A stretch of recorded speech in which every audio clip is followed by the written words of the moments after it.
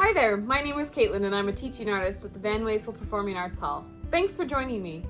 Today we're going to be talking about another musical instrument, the guitar. Here's what you'll be making today. Before we get started, what are guitars? Guitars usually have 6 strings and are typically played with both hands by strumming or plucking the strings with one hand while pressing the strings against the fretboard with the fingertips of the other hand. Guitars can be divided into 2 broad categories, acoustic and electric. They are a type of chordophone, meaning that their sound is produced by way of a string, stretched between 2 fixed points, vibrating when plucked. The oldest known chordophone dates back to 3,300 years ago. Listen to the sound they make.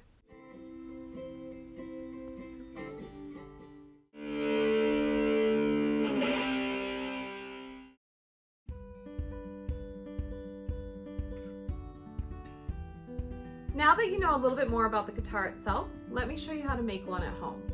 You're going to start by taking your cardboard box. It could be a Kleenex box, in which case this first step is already taken care of. Or if you're using a shoe box or a packing box like I did, you're going to start by cutting a hole in the lid so that there is a large enough hole in the center of the lid. I think mine's probably about 5 inches across, so that there's enough space for playing across the strings. So of course, if you're using a smaller box, you can cut a much smaller hole, but just large enough so that when your hand is over the hole, your hand about covers the hole, okay? So you're going to cut that hole in the lid, and then you're going to cut another hole in whatever end of the box you want to be the top, just large enough for the cardboard tube to fit into. So I just traced my cardboard tube and then cut the hole slightly smaller so that the cardboard tube fits in snugly and it's pretty secure all on its own. And then your next step, I would at this point start by stringing your guitar. Before you decorate or tape it together or seal it up, it's going to be the easiest point right now to string your guitar. To string your guitar, you're going to cut a few more holes. You're going to have 6 small holes along here, and I actually just used a pen and poked through the cardboard, and then 6 holes again along the bottom. Mine are about maybe 4 inches away from my larger hole in the middle, and then they're about 1/2 inch apart. Of course, these measurements might be different for you. It depends on how large your initial box is. But you'll just want to make sure that it's spaced pretty evenly from the hole, from the top and the bottom, and then the holes themselves across. And like I said, I just punched the little holes with a pen. You're going to then take your 6 rubber bands and you're going to cut them open so that you have one string elastic like this.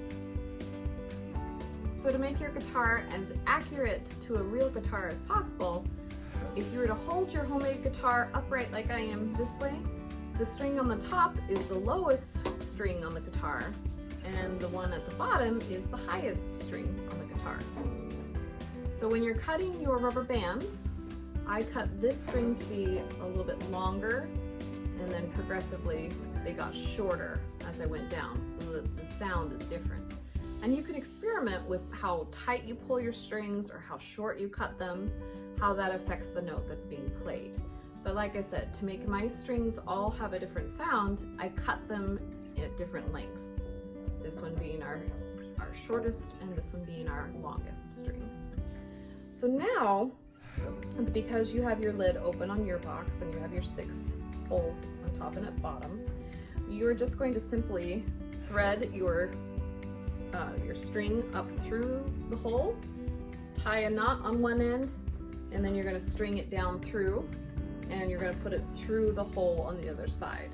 So you're just going to have a knot, string it up through the hole, string it across, and then back down in the hole and knot it again, so that you can have all of your strings laid out across like that.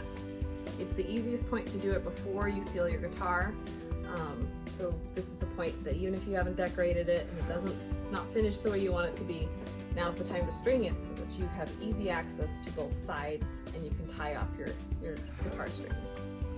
Then I slid crayons under my strings so that there is space between the elastic and the cardboard box. Because we want to have that space where it's lifted away from the cardboard so that there's room for the elastic to reverberate. So you've got your two crayons right here that help to lift the elastic away from the face of the cardboard. So once you've got your bridges in there, you can just decorate however you want. So I chose to wrap mine in construction paper and I colored it with polka dots. And then I decorated the fretboard or the neck of my guitar by drawing the different frets on a guitar. And the frets are like a metal strip that runs across the neck to help musicians know where to put their finger placement for different notes and different sounds. And then I hot glued pom-poms at the top of mine so that I had the tuning pegs on there. We would love to see your creations, so be sure to check out our Facebook page, School Time at the Van Wezel, #ArtworksAnywhere. Thanks so much, and we'll see you next time.